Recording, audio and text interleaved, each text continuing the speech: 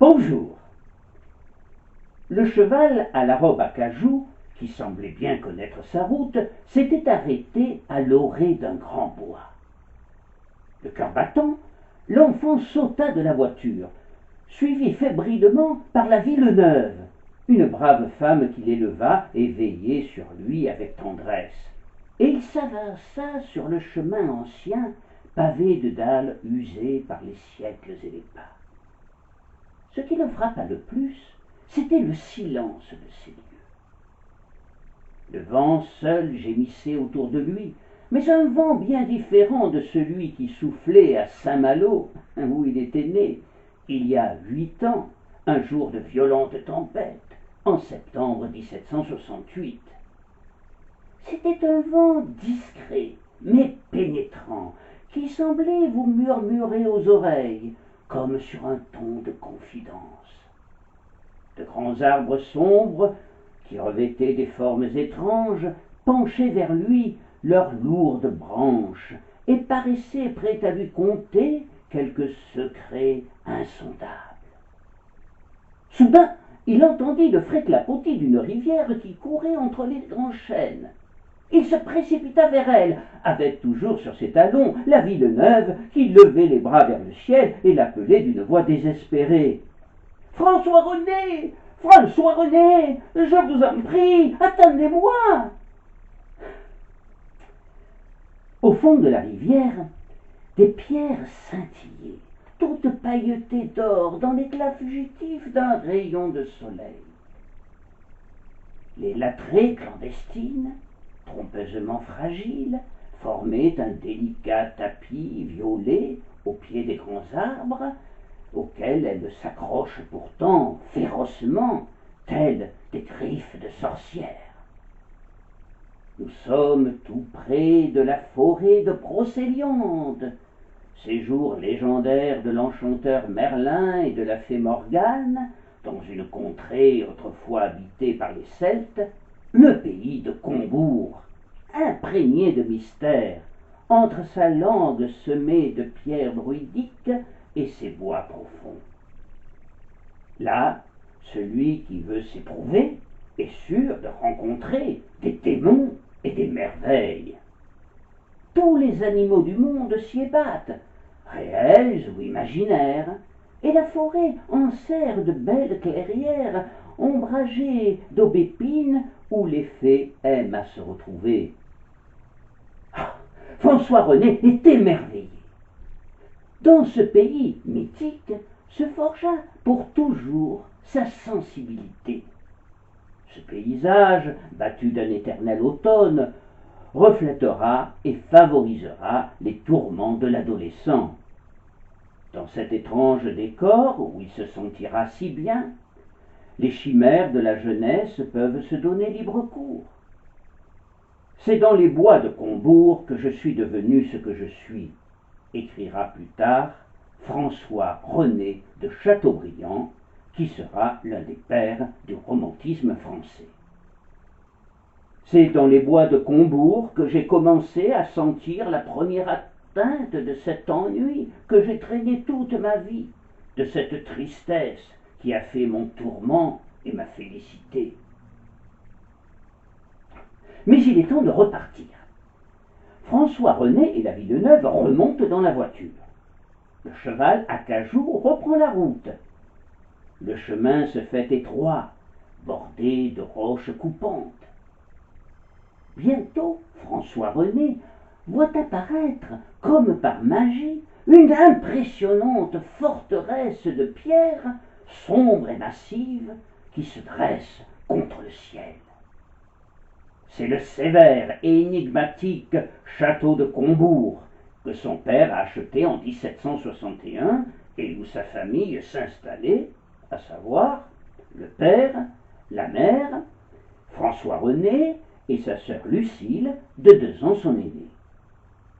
À leur côté, la Villeneuve, la cuisinière femme de chambre, 2 laquais et un cocher, un chien de chasse, une vieille jument et le cheval à la robe à cajou.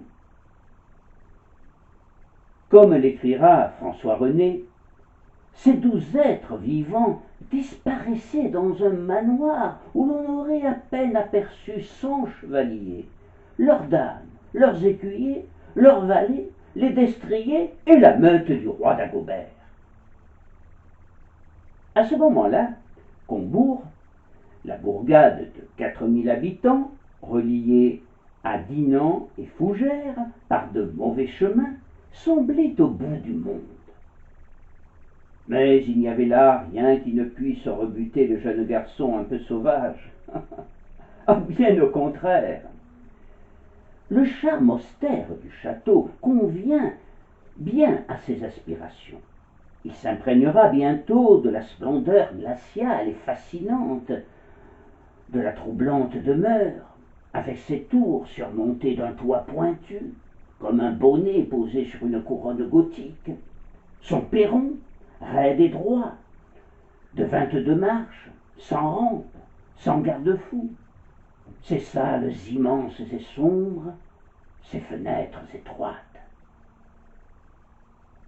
De passages et des escaliers secrets, des cachots et des donjons, un labyrinthe de galeries couvertes et découvertes, des souterrains murés dont les ramifications étaient inconnues, partout silence, obscurité, visage de pierre. Voilà le château de Combourg. Le caractère sévère du château sera de surcroît renforcé par l'humeur taciturne et insociable du père de François-René. Cet aristocrate hautain et despotique n'avait qu'une seule passion, celle de son nom. Un arbre généalogique de sa famille tapissait le manteau de la cheminée et toutes sortes d'armes étaient exposées, du pistolet à l'espingole. Au lieu de resserrer sa famille et ses gens autour de lui, il les dissémina dans toutes les parties de l'immense château, et François René se retrouva niché dans une espèce de cellule isolée au haut d'une tourelle. Cette manière violente de traiter un enfant si jeune avait pour but d'aiguillonner son courage et d'en faire un homme. Elle eut aussi pour effet de stimuler encore davantage son imagination débordante, mais il ne se plaindra jamais de cette éducation qui aboutira à faire de lui, dira-t-il, un écrivain et un poète. Pourtant, il faut bien dire que les soirées au château et la rigidité et le calme glacial du comte de Chateaubriand n'avaient rien de très réjouissant.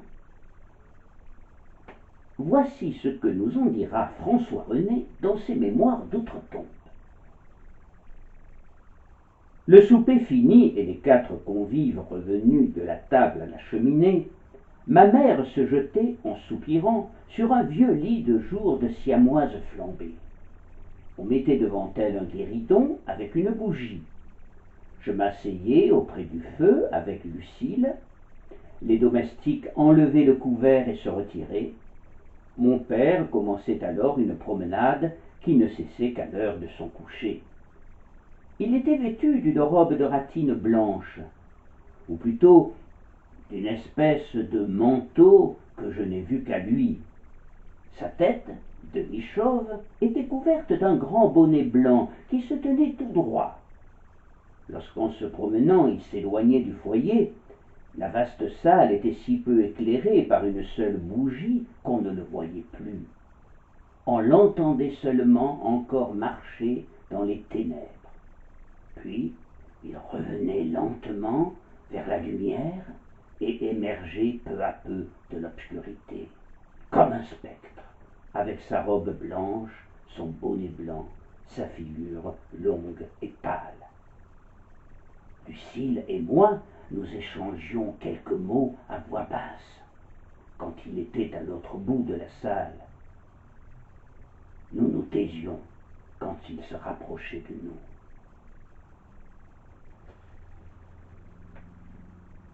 Dans la solitude du château de Combourg, une étroite complicité va bientôt lier François-René et sa sœur Lucile, la mystérieuse Lucile qui partage ses rêveries et semble vivre dans un monde étrange et fabuleux. Lucile entraînera peu à peu François-René dans ce monde étrange, ce monde mythique qui s'ouvre là, devant eux, comme par enchantement, sitôt qu'ils se retrouvent à l'extérieur, au contact de cette nature si dense, si intense, si pénétrante, dans cette partie orientale de la Bretagne. Lucile n'est vraiment pas une fillette comme les autres. Du haut de la plus haute tour du château, elle passe de longs moments à contempler les bois, les lacs, le paysage grandiose qui s'offre à son regard émerveillé, et maîtrisant son effroi, elle se penche sur le vide, comme pour mesurer la petitesse et la grandeur des choses de ce monde. Plus tard, elle gravira par tous les temps les hautes falaises bretonnes et connaîtra des moments d'intense exaltation. Elle aurait voulu alors s'envoler, comme ces cormorans qui tournoient dans le ciel au-dessus des flots. Ou plutôt non, elle aurait aimé simplement être une plume de l'un de ces magnifiques oiseaux, ou bien une fleur, une modeste fleur des champs, et flotter, portée par le vent, au-dessus de l'abîme et des vagues mugissantes. Tout au bord de la falaise, elle tremblait de tous ses membres. Elle tremblait d'émotion et ses larmes coulaient. Puis, de longues minutes plus tard, elle reprenait ses esprits, revenait sur terre, reposait ses pieds sur le plancher des vaches, essuyait ses larmes et s'éloignait de l'abîme à grandes enjambées. Lucile grandira dans cet étrange climat, et, si elle ne fut pas une fillette comme les autres, elle ne sera pas non plus, on l'imagine bien, une jeune fille comme les autres. François-René brossera de sa grande sœur, au regard doux et triste, le portrait suivant. Lucile était grande et d'une beauté remarquable, mais sérieuse. Son visage pâle était accompagné de longs cheveux noirs. Elle attachait souvent au ciel ou promenait autour d'elle des regards pleins de tristesse ou de feu. Sa démarche, sa voix, son sourire, sa physionomie avaient quelque chose de rêveur et de souffrant. Lucile aimait à faire seule, vers le soir, quelques lectures pieuses. Son oratoire de prédilection était l'embranchement de 2 routes champêtres marquées par une croix de pierre ou par un peuplier dont le long style s'élevait dans le ciel comme un pinceau. Ma dévote mère, toute charmée, disait que sa fille lui représentait une chrétienne de la primitive église priant à ses stations appelées l'or. De la concentration de l'âme naissaient chez ma sœur des effets d'esprit extraordinaires. Endormie, elle avait des songes prophétiques. Éveillée, elle semblait lire dans l'avenir. Sur un palier de l'escalier de la grande tour battait une pendule. Elle regardait le cadran à la lueur de sa lampe posée à terre. Lorsque les 2 aiguilles, unies à minuit, enfantaient dans leur conjoncture formidable l'heure des désordres et des crimes, Lucile entendait des bruits qui lui révélaient des trépas lointains. Se trouvant à Paris quelques jours avant le 10 août 1792, jour des soulèvements populaires et de la chute de la royauté, et demeurant avec mes autres sœurs dans le voisinage du couvent des Carmes, transformé en prison pendant la Terreur, elle jette les yeux sur une glace, pousse un cri et dit « Je viens de voir entrer la mort !» Dans les bruyères de la Calédonie, Lucile eût été une femme céleste de Walter Scott, douée de la seconde vue. Dans les bruyères armoricaines, elle n'était qu'une solitaire, avantagée de beauté, de génie et de malheur. Lucile était-elle adaptée à la vie réelle? En fait, comment pouvait-on être adapté à la vie réelle lorsque l'on vivait encore à 17 ans dans une atmosphère aussi irréelle et pesante que celle de Combourg? Les fées bretonnes possédant le pouvoir de lire dans les astres, de commander aux eaux et aux pierres, l'idée vint peu à peu à Lucile qu'elle pouvait être leur héritière et détenir ce fabuleux pouvoir. Ce qui est certain, c'est qu'elle était un excellent médium et qu'elle possédait des dons incontestables de vaticination, comme elle le démontrera de façon spectaculaire le 10 août 1792, jour de la chute de la royauté, ce dont témoigne François René dans l'extrait de ses mémoires que nous venons d'entendre, et le fait qu'il nous rapporte a été corroboré alors par plusieurs témoins. Lucile est une intuitive. Elle fait partager son ressenti à son frère, et elle lui fait prendre conscience que la frontière entre notre monde et celui des morts est d'une incroyable perméabilité. Alors l'enfant, puis l'adolescent, se lance dans des courses sauvages, souvent nocturnes, à travers les bois, bien décidé à franchir toutes les frontières.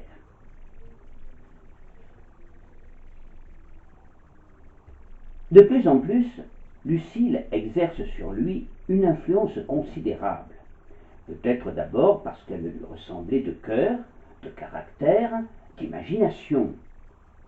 Ce fut elle qui, la première, lui révéla qu'il était fait pour être poète, quand elle lui conseilla d'écrire ce qu'il sentait si vivement devant elle, dans leur promenade sans fin, au temps de leur adolescence, à Combourg.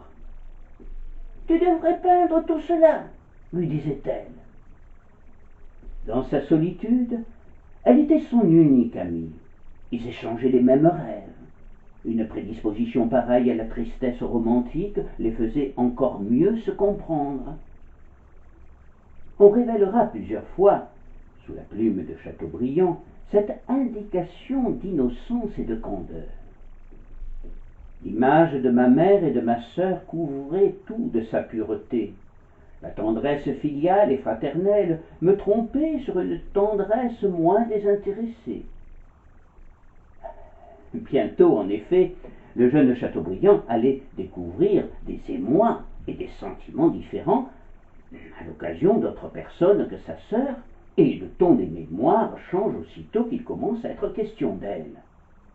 C'est dans ce temps que, troublé par la seule idée d'une femme, et trop timide encore pour oser affronter aucune créature réelle, le solitaire de Combourg s'inventera une compagne idéale, fantôme et sylphide, qu'il devait contribuer à poursuivre toute sa vie, à travers, il est vrai, quelques plus formelles amantes. Observons en passant que cet imaginaire sylphide eût été de plus d'utilité à ses rêves s'il avait été, même sans le savoir, ému par la présence féminine de Lucile. C'est là toute la question des sentiments réels qu'il éprouvait pour Lucile, dont on peut se demander quelle était alors la personnalité véritable. Elle aussi ressent sans doute le besoin d'aimer, un besoin psychique, mais aussi certainement physique. Elle a, ne l'oublions pas, 2 ans de plus que René. Mais, solitaire, avantagée de beauté, de génie et de malheur, elle semble être née pour être malheureuse, pour souffrir. Et tout, d'ailleurs, tout lui était souci, chagrin, blessure. Une chimère qu'elle s'était faite, la tourmentait des mois entiers. Cette sœur, si tendrement maternelle, mais qui semblait vivre bien loin des contingences terrestres, pouvait-elle être amoureuse? Eh oui, certes, elle était capable de l'être, et elle l'avait été à 17 ans. Chateaubriand nous dit même de qui? D'un cousin du poète Malfilâtre. Le poète Malfilâtre, mort jeune. Alors voilà sans doute une explication de ce que sera sa vie. Et c'est à celle-ci que se rattacheront tous ceux qui essayèrent de comprendre Lucile et de dévoiler son mystère. Car il y a un mystère, Lucile.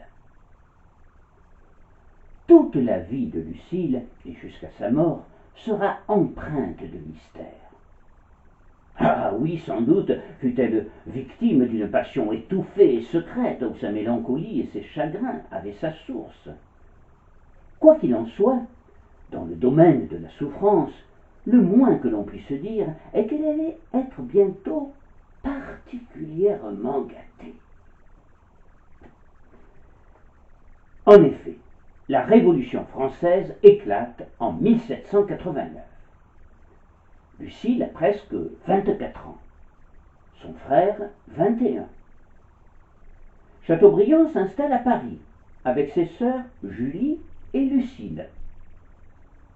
Contrairement à Julie, Lucile ne recherche pas le contact du monde. Elle reste solitaire. Comme son frère, elle manie la plume avec facilité, rédigeant de brefs essais et de fort jolis poèmes que l'on a conservés. Mais son plus grand plaisir est de flâner dans la capitale au gré de ses envies, sur les quais pittoresques de la Seine ou dans les vieux quartiers historiques de Paris. Ce jour-là, non loin du faubourg Saint-Honoré, un grand bruit, d'abord lointain, éclate, avance, se rapproche, avec la rapidité et le fracas d'une tempête. Nous sommes le 14 juillet. La Bastille est prise. De retour de l'une de ses promenades solitaires, Lucile voit surgir en quelques secondes des hommes tous armés de façon bizarre, les uns presque nus, d'autres vêtus de toutes les couleurs de l'arc-en-ciel. Il y a aussi des femmes qui vocifèrent et lancent des obscénités à l'adresse de la noblesse et de la reine. Le roi est encore épargné. Des armes du Moyen-Âge, de tous les âges, se mêlent et se dressent au-dessus de cette foule qui grandit sans cesse. Soudain, Lucile frissonna. Elle vit dans l'air, au bout d'une pique, la tête de Delaunay, le gouverneur de la Bastille. Elle regardait, bouche béante, ce prodigieux spectacle. Bizarre, étrange, à rendre fou. Et puis soudain, elle eut l'impression que ses longs cheveux noirs se tordaient comme des serpents dans le souffle chaud venu de la foule enragée. Au milieu de cette scène, ô combien réaliste, la voici qui se métamorphosait et redevenait une fée bretonne, prête à affronter le gigantesque dragon, hérissé d'écailles et de griffes acérées, l'œil rouge et flamboyant, la laine pestilentielle qui se trouvait devant elle. Elle était immobile et calme, mais ses yeux brillaient d'un éclat furieux, et sa main se crispait sur le pommeau de son ombrelle. Et soudain, avant qu'elle ne fût happée par la foule qui montait dans sa direction, comme un torrent en furie, elle se sentit soulevée dans les airs. Son frère, parti la rejoindre, venait d'arriver et l'emportait promptement dans ses bras vers des lieux plus sûrs. Lucile, grâce à son don indéniable de divination, pressentait, depuis leur arrivée à Paris, que des événements graves allaient se produire. En revanche, François-René semblait tomber des nues. Il n'ignorait pas les problèmes dans lesquels se débattait la France, à commencer par ceux du ravitaillement et de la cherté des aliments de première nécessité qui touchaient de plein fouet le peuple et les plus pauvres. Mais il n'avait pas imaginé une si violente et rapide explosion. Il est issu d'une vieille famille de l'aristocratie bretonne, et c'est bien évidemment un fervent royaliste, très attaché à la personne du roi, qu'il n'a pourtant rencontré qu'une seule fois, 3 ans plus tôt, à la cour de Versailles, présenté par le maréchal de Duras. Louis XVI sortait, ce matin-là, de sa chambre à coucher après sa toilette, et, selon un rituel immuable, il avait pris son chapeau de la main du premier gentilhomme de service et partait pour la messe. Il avait regardé avec bienveillance lui avait rendu son salut, mais eut l'air de vouloir s'arrêter pour lui adresser la parole, mais plus embarrassé encore que lui et ne sachant sans doute pas quoi lui dire, il continua son chemin. Chateaubriand n'imaginait pas ce jour-là que ce monarque si puissant était à 6 ans de son échafaud. Chateaubriand assistera impuissant aux premiers troubles de la Révolution en cette année où tout allait basculer, et il songera très vite à partir. J'eus horreur des festins de cannibales, et l'idée de quitter la France pour quelque pays lointain germa dans mon esprit, écrira-t-il plus tard. Et effectivement, il partit pour l'Amérique. Découvrira ses grands espaces, sa nature grandiose et la vie des Indiens. Après l'arrestation de Louis XVI à Varennes, il décide de rejoindre les troupes qui se réunissent pour défendre le roi. Il abrège donc son voyage et ramène avec lui le manuscrit de son premier roman inspiré des peuples du Nouveau Monde, Atala ou les amours de deux sauvages dans le désert, mais aussi de René, qui ne seront publiés qu'en 1880. En 1800 plus exactement. De retour en France, à 24 ans, il se jette, débordant d'émotion, dans les bras de Lucile, et il épousera sa meilleure amie, peut-être sa seule amie, Céleste Buisson de la Vigne, en février 1792. Céleste de la Vigne est le portrait craché de Lucile. À travers elle, c'est Lucile qu'il retrouvait, dira-t-on. Elle est charmante, douce et romanesque, et il en fera la plus trompée des épouses. Aussitôt marié, il l'abandonne pour rejoindre l'armée des émigrés. Blessé lors de la défaite de Thionville, il se réfugie à Jersey, puis en Angleterre. Là, il vivra misérablement, souffrant de faim et de froid, mais il n'en réussira pas moins à faire comprendre à de nombreuses demoiselles peu farouches le sens français du mot fleureter. Ah, le temps est loin où à Combourg, perdu dans ses rêves, il se composait une femme de toutes les femmes qu'il avait vues, une femme invisible, un fantôme d'amour qui le suivait partout. Il multipliera dans sa vie les maîtresses, inaugurant un procédé auquel il sera fidèle toute sa vie. Après la délicate Madame de Beaumont, qui traversera la France pour mourir dans ses bras à Rome, il s'intéressera à Madame de Custine, à Madame de Castellane, à Madame de Duras, à Madame de Récamier, et en ce qui la concerne, on peut parler plutôt d'une amitié amoureuse qui illuminera sa vie jusqu'à ses derniers instants, et à beaucoup d'autres. En Angleterre, à Béclair, dans le sud-est du pays, il apprendra, en 1794, l'exécution de son frère Jean-Baptiste et l'emprisonnement de sa mère, de sa femme et de ses deux sœurs, Julie et Lucile. Les trois femmes n'accepteront jamais de s'exiler malgré la chasse aux aristocrates en pleine terreur. Lucile flotte toujours entre la réalité et le rêve. Mais quand elle est ramenée par les événements à la triste réalité de son époque, elle surprend son entourage par son énergie et sa sagesse. Pourtant, elle écrit à son frère: « Il ne se passe pas une minute dans le jour où je n'éprouve un mal déchirant. La terre se dérobe sous mes pas. J'en suis bien sûr de mourir parce que toute ma vie est détruite. » En fait, durant cette période redoutable, elle ne se laissera pas abattre. L'un des biographes de Chateaubriand, que je ne nommerai point, parlera de l'inconsistance de Lucile, ce qui me semble navrant et tout à fait inexact. En fait, je pense au contraire qu'elle avait un tempérament ardent et qu'elle possédait dans les épreuves une force de caractère peu commune, même si ces troubles de la personnalité ne feront que s'accroître avec le temps et les malheurs. Lors de son emprisonnement dans des conditions déplorables, elle fit montre de beaucoup de courage et d'abnégation. Elle manifesta une grande détermination au cours de ses interrogatoires et démonta avec habileté les arguments de ses accusateurs.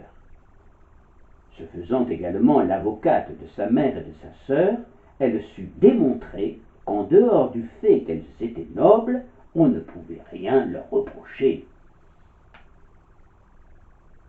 Lorsqu'elle recouvra la liberté, Lucile reprit ses longues promenades solitaires à Paris, en particulier dans les jardins de la capitale. Et parfois, elle s'asseyait sur un banc et rêvait pendant des heures. Qui la voyait alors devait la considérer comme une sorte d'oisillon basculé d'une branche basse. Ses yeux, écarquillés, reflétaient tellement d'innocence inquiète qu'on la croyait frappée d'une idiotie congénitale. De bonnes âmes s'approchaient alors d'elle et lui demandaient si elle n'avait besoin de rien. Une fois, un monsieur l'interpella sur un ton plein de compassion. « Eh bien, mon enfant, que faites-vous là? Vous êtes perdu? Où est votre famille? Savez-vous où vous habitez ?» Elle se releva alors d'un bond, fusilla du regard important et se transforma en un fil de fumée qu'aucune vitesse n'aurait pu rejoindre, laissant l'homme médusé et sans voix. Et puis un jour, elle épousa un homme sans grâce et dont on ne peut imaginer raisonnablement qu'elle ait pu l'aimer, voire même l'estimer. Un vieillard immonde et retors, Monsieur de Code. Nous étions en 1796. Elle avait alors 32 ans et on peut se demander si elle ne l'épousa pas d'abord pour tenter de fuir ses fantasmes, en terminer définitivement avec les fées, les sorcières et les fantômes de Combourg qui la poursuivaient toujours. Ensuite, pour rompre avec son isolement et peut-être aussi pour se ranger, en quelque sorte. Toutefois, dans les lettres qu'elle écrivit à cette époque, et que l'on a retrouvées, elle affirme être enfin heureuse, si tant est que ce mot ait une signification pour elle qui ne sera jamais aussi épanouie que dans la douleur. Mais, si bonheur il y eut, il fut de courte durée, car elle se retrouvera veuve après seulement un an de mariage. C'est alors qu'elle rencontra le poète Chênedollé, ami de Madame de Staël et de François René. Il était beau, tendre, attendrissant, et puis il s'exprimait si bien, et elle l'aima sincèrement. Mais ce qui commença comme une très belle histoire ne fut que celle d'un impossible amour. Il aurait voulu l'épouser, mais elle hésita d'abord, sembla accepter, puis se ravisa brusquement. D'aucuns prétendirent qu'elle refusa Chênedollé pour rester fidèle à l'unique amour de sa vie, son frère. En fait, la véritable cause du refus de Lucile et de sa rupture, nous le savons aujourd'hui, c'est que Chênedollé, qui s'offrait à l'épouser, était déjà marié. Et sa femme, bien que très malade, vivait encore. Mais on comprend aisément que Madame de Code n'ait pas eu le goût pour la bigamie. En tout cas, ce nouveau coup du sort allait encore un peu plus déranger son cerveau fragile, et désormais elle s'isola davantage encore, et repartit dans son petit monde secret, dont seul, sans doute, son frère avait les clés. Mais ce frère était loin, bien loin encore, et lorsqu'après près de 8 ans d'émigration, il rentra enfin en France en mai 1800 et fut radié de la liste des émigrés grâce à son ami Fontane, il s'intéressa bien plus à Pauline de Beaumont dont il fit alors la connaissance et dont il fréquenta assidûment le salon, qu'à sa sœur, même si celle-ci conservait toujours une place privilégiée dans son cœur. Elle ne lui en voudra pas d'ailleurs, puisqu'elle deviendra même une très grande amie de Pauline. Chateaubriand avait alors terminé une première rédaction du Génie du christianisme. Ce fut aussitôt le succès, pour ne pas dire la gloire. Et Lucile est évidemment heureuse, très heureuse même de cette reconnaissance, elle qui l'avait toujours poussé à écrire. En même temps, il publia Atala et René, le roman qui porte son prénom, et il attira l'attention de Bonaparte, ce qui lui vaut d'être nommé secrétaire de légation à Rome. À propos de René, chacun sait que, dans ce roman, René s'en va en Amérique afin d'oublier ses malheurs, et que l'un d'eux a pour origine sa sœur Amélie. Si René est bien René Chateaubriand, c'est certain, et l'écrivain n'en fait pas mystère, tout laisse à penser qu'Amélie n'est autre que sa sœur Lucile, à qui elle ressemble trait pour trait, comme si tous les détails de son caractère et les circonstances matérielles de leur commune vie d'enfance dans les solitudes de Combourg étaient photographiquement passés de la réalité au roman. Chateaubriand écrit dans René: une douce conformité d'humeur et de goût m'unissait étroitement à ma sœur Amélie. Elle était un peu plus âgée que moi, nous aimions à gravir les coteaux ensemble, à voguer sur le lac, à parcourir les bois à la chute des feuilles, promenade dont le souvenir remplit encore mon âme de délices. Ô illusion de l'enfance et de la patrie, ne perdez-vous jamais vos douceurs? René, à l'image de Chateaubriand, est en proie au but. Son humeur est impétueuse, son caractère inégal, tour à tour joyeux et triste. C'est ainsi que se décrit René, et les mémoires de Chateaubriand formulent le même diagnostic de cyclothymie. Ingénieux à se forger des souffrances, il se situait lui-même entre deux désespoirs. Complexe de supériorité alternant avec des dépressions de schizophrène, René, comme son auteur, est difficile à saisir. C'est bien dans ce cycle contrasté que le cours de Villetazé, l'un des bons camarades de Chateaubriand au collège de Dinan, où il étudia en 1783, avec à ce moment-là l'intention d'entrer dans les ordres, observa ce garçon décidément bien singulier, qui souvent errait pensif et solitaire sur les bords de la Rance, mais parfois aussi jouait à y perdre haleine au milieu de polissons bienheureux. Et madame de Vaugelas, née Bois-Février, en avait autant à compter d'après des souvenirs de famille. Il avait, écrit-elle, une exaltation d'esprit que, loin de calmer, il voulait accroître. Il ne rêvait que désert, solitude et méditation, se permettant à peine de sourire, et, emporté par son caractère gai, riant parfois de tout son cœur, malgré qu'il en eût, il nous quittait souvent pour aller rêver sur les roches et au bord des ruisseaux, où sûrement il épuisait toute sa mélancolie, car au retour il était fort gai et fort aimable en dépit de lui-même. René, dans le roman, luttera pour vaincre ce mal étrange et indéfinissable qu'il ressentait, et, ne pouvant trouver de remède, finira par songer au suicide.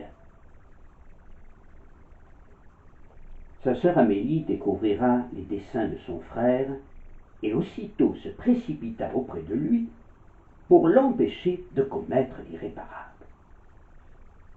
« Ingrat, tu veux mourir, et ta sœur existe.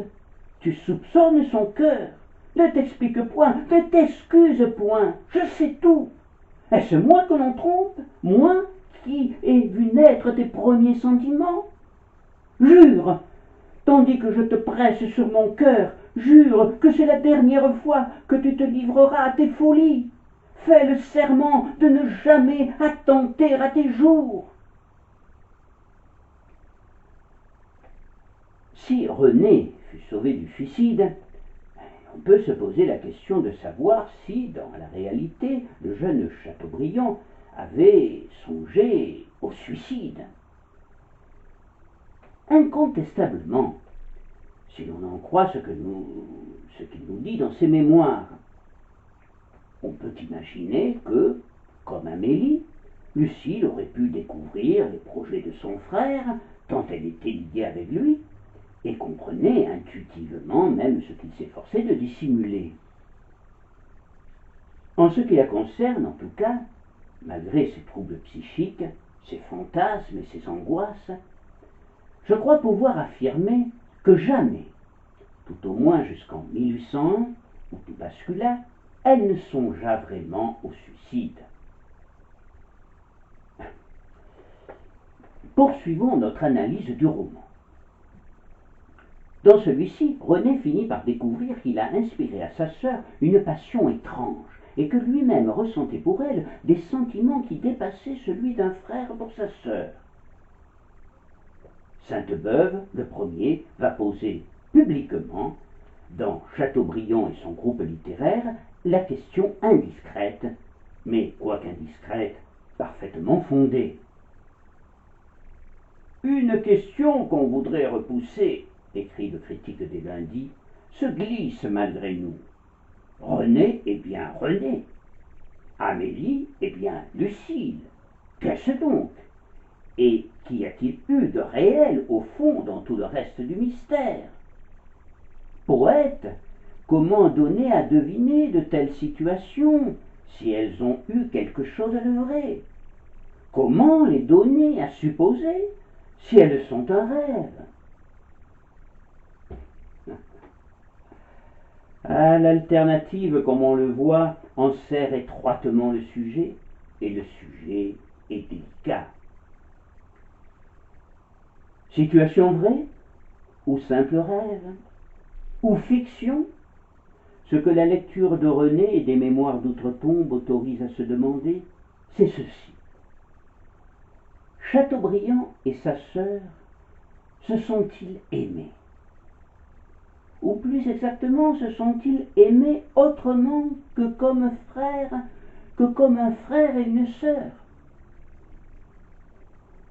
Dans le roman, René finira par comprendre le secret d'Amélie et analysera ses propres sentiments envers sa sœur lorsque celle-ci entrera au couvent et lui dévoilera son cœur le jour même de la cérémonie de prise de voile. Désespéré, René laisse donc sa sœur repentante et apaisée par la vie du couvent et s'embarque pour l'Amérique, mais quelque temps plus tard, une lettre lui apprend qu'Amélie est morte comme une sainte en soignant ses compagnes. René plonge alors de nouveau dans le plus profond désespoir et chacun tente de le consoler en vain. C'est alors qu'un missionnaire, le père Souel, le tense de manière plus radicale et fustige son attitude. Que faites-vous seul au fond des forêts où vous consumez vos jours, négligeant tous vos devoirs?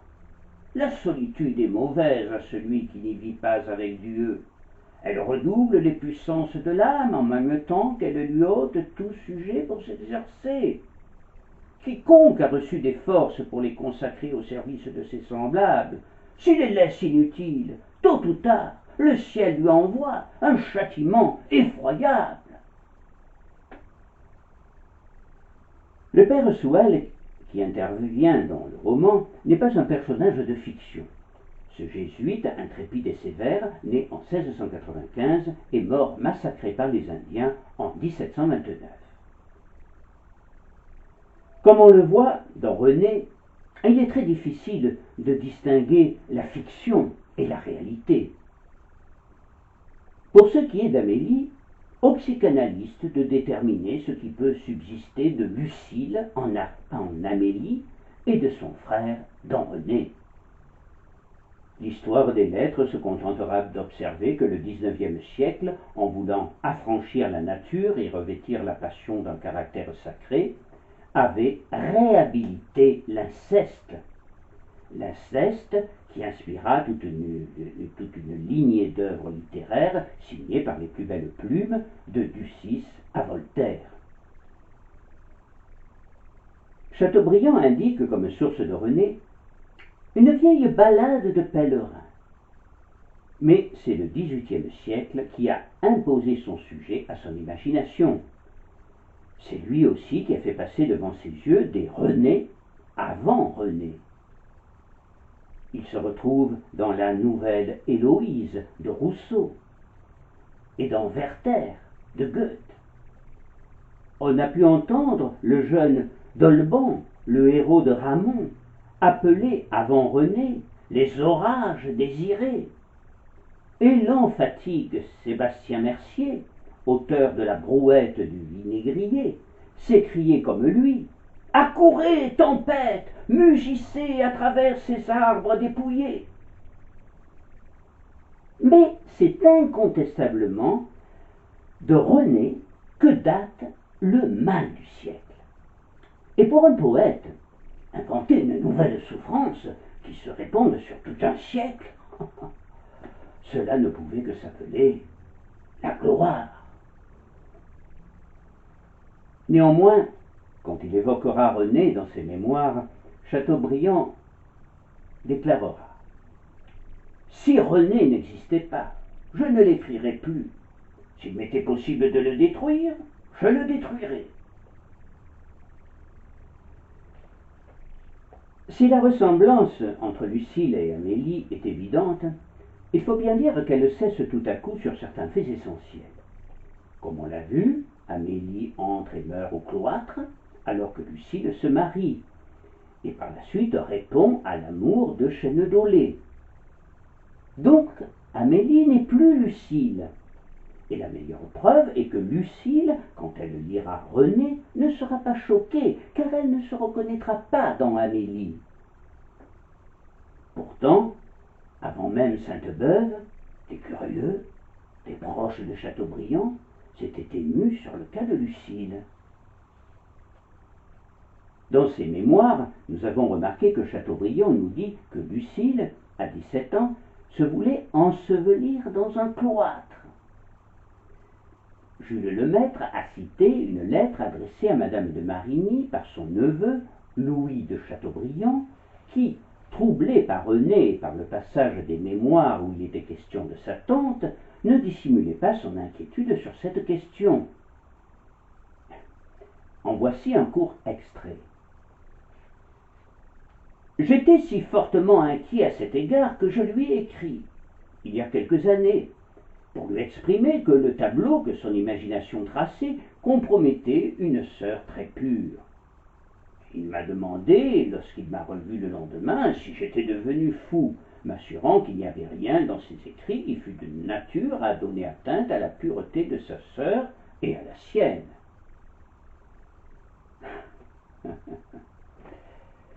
Nous ne ferons pas à Chateaubriand l'injure de ne pas le croire sur parole. Mais ce serait lui faire bien plus grande injure encore que de ne pas reconnaître les sentiments profonds qui l'unissaient à sa sœur, et si leur amour resta pur et sans tache, leurs relations n'en furent pas moins toujours tumultueuses et exaltées, et incontestablement Lucile possédait les fiévreuses exaltations d'Amélie, et d'ailleurs elle dévoila à son frère, notamment à l'époque où elle le suivit à Paris, sa vraie nature. Lucile n'était pas toujours une tête chimérique, le cœur souffrant, se croyant sans cesse persécutée, poursuivie. Elle avait en fait un sacré caractère, comme elle le prouva lors de son arrestation avec sa mère. Elle pouvait être querelleuse, tyrannique même avec ses proches, et notamment son frère. Les malheurs réels qu'elle connut à la Révolution avec en particulier la mort de ses proches, si elle sembla les affronter avec vaillance, achevèrent toutefois de rompre le fragile équilibre de cette personnalité complexe. La solitude aidant, à partir de 1804, Lucile commença à perdre totalement la raison. Auprès d'elle, son frère est bien impuissant, quand il est auprès d'elle, car il a été nommé à Rome secrétaire de légation auprès du cardinal Fesch. Je l'ai souvent vu, écrit-il à ce moment-là, un bras jeté sur sa tête, rêver immobile et inanimé, retirer vers son cœur, sa vie cessait de paraître au dehors. J'essayai alors de la consoler, et l'instant d'après, je m'abîmais dans des désespoirs inexplicables. Les hypothèses les plus farfelues furent échafaudées à propos de sa mort, quelquefois par des historiens les plus sérieux. L'un d'eux affirma même, au début du XXe siècle, que Lucile avait été assassinée par Chênedollé, étouffée avec l'écharpe blanche que le poète portait très souvent autour du cou à cause de sa gorge sensible.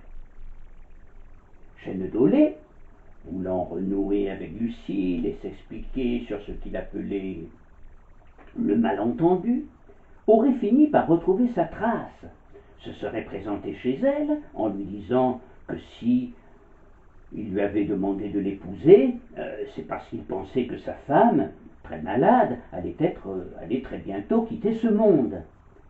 En fait, elle survécut à Lucile pendant encore une dizaine d'années. Furieuse, Lucile le traita de menteur et de perfide. Il assura qu'il lui aurait révélé de toute façon l'existence de son épouse, mais qu'il attendait le moment opportun pour ne pas lui faire du mal. Mais plus il essayait de se justifier, et plus elle entrait dans une fureur démentielle. Tout son corps était agité par des convulsions incontrôlées, et ses bras tournoyaient brusquement autour de sa tête comme les ailes d'un moulin, puis se raidissaient soudainement. Elle se mit à pousser des hurlements épouvantables. Et c'est alors qu'il aurait essayé de la faire taire en la bâillonnant avec son écharpe. Mais comme elle se débattait et hurlait de plus en plus fort, il finira par l'étouffer. Lorsqu'il desserra son étreinte, il prit conscience qu'elle était morte. Effrayé, il sortit alors de l'appartement en sanglotant, oubliant même dans l'affolement son écharpe qui aurait été retrouvée quelques heures plus tard.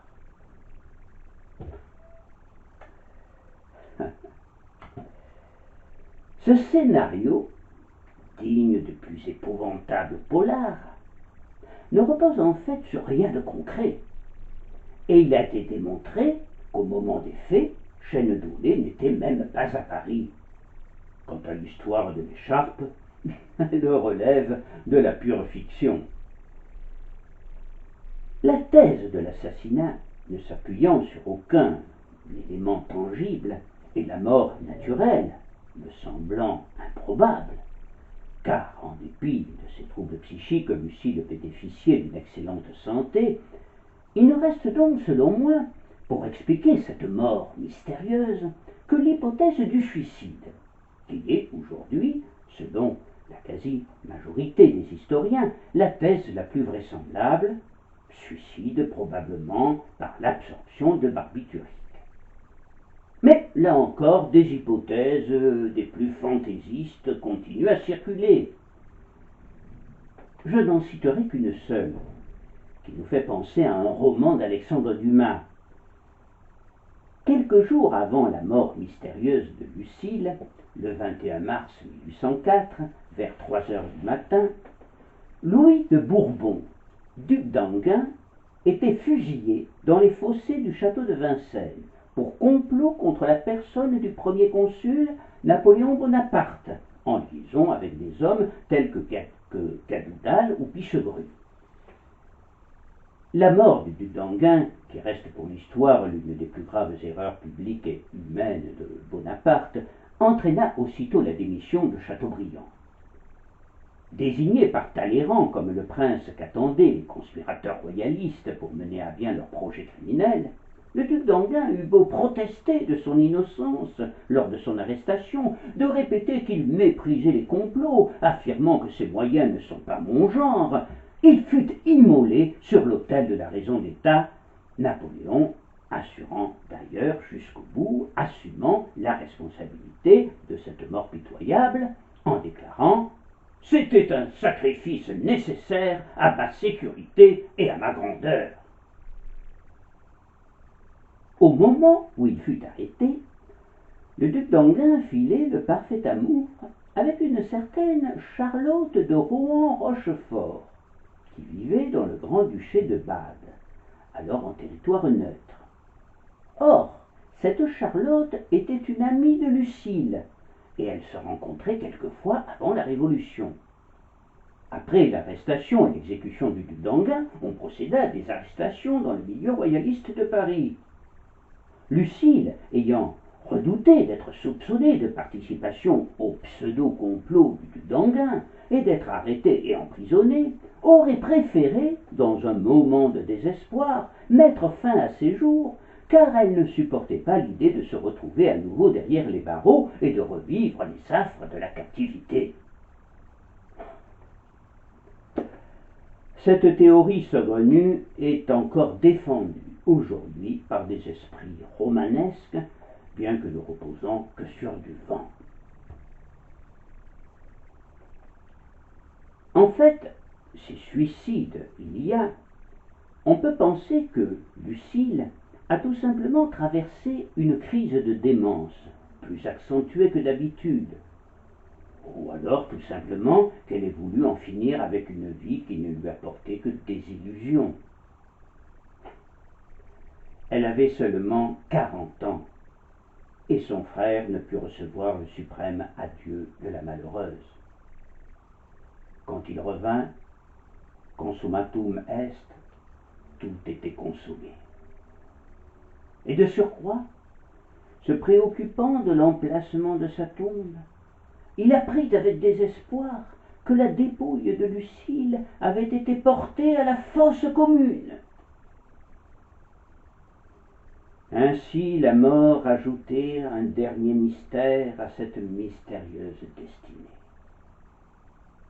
Il était dit que, vivante ou morte, on ne devrait jamais rien savoir d'elle. L'énigmatique Lucile de Chateaubriand n'emporta même pas son secret dans sa tombe, puisqu'elle ne reposera pas dans une tombe. Épilogue. Dans les 10 dernières années de sa vie, après s'être rendu à l'abbaye de la Trappe à Soligny, dans l'Orne, Chateaubriand rédigea une vie de l'abbé de Rancé qui vécut à la fin du XVIIIe siècle. Dans les œuvres de Rancé, écrit-il alors, « Le souffle du printemps manque de fleurs, mais en revanche, quelle soirée d'automne !» Cette remarque peut surprendre, tout au moins celui qui connaît mal Chateaubriand. En fait, cette poésie de l'automne qu'il redécouvre dans sa vieillesse, c'est celle de son enfance et de son adolescence à Combourg. S'il n'a jamais brossé un tableau d'ensemble de la Trappe, si présente dans Vie de Rancé, il en a révélé à plusieurs reprises différents aspects. Les landes qui entouraient l'abbaye et qu'il traversa souvent au lever du soleil lui rappelaient Combourg. Il s'imaginait les manoirs de légende, il revoyait le château de son enfance, les bois obscurs, les animaux extraordinaires qui les hantaient, les fées et les génies, et comme en filigrane, au-dessus de tout cela, Lucile, à la pâleur spectrale et aux longs cheveux noirs. Le mot de symbolisme a été employé pour la première fois en 1829 par Pierre Leroux à propos de René. Il avait pris depuis des sens bien complexes. En lui redonnant sa valeur première, on pourrait l'appliquer en tout cas à ces paysages de Rancé situés aux frontières indécises du réel et de l'imaginaire. Durant ces dernières années, Chateaubriand souffre physiquement. Mais la vieillesse n'est pas vraiment affreuse pour celui qui, comme lui, vit dans ses souvenirs. Comme le constate Sainte-Beuve en 1843, Monsieur de Chateaubriand est à présent comme un enfant gâté de la France, et la France est un peu amoureuse de lui, quoi qu'il fasse. Chateaubriand vieillard est redevenu l'enfant de 8 ans qui découvrait émerveillé les terres et le château de Combourg. Et ceux qui savaient lire dans les cœurs et dans les âmes pouvaient alors apercevoir, notamment lorsqu'il fut reçu triomphalement à l'Académie française, une silhouette transparente flottant légèrement à ses côtés, celle de Lucile, la sœur bien-aimée, qui l'accompagna jusqu'à sa dernière heure. Lucile, une fleur flottant sur l'abîme.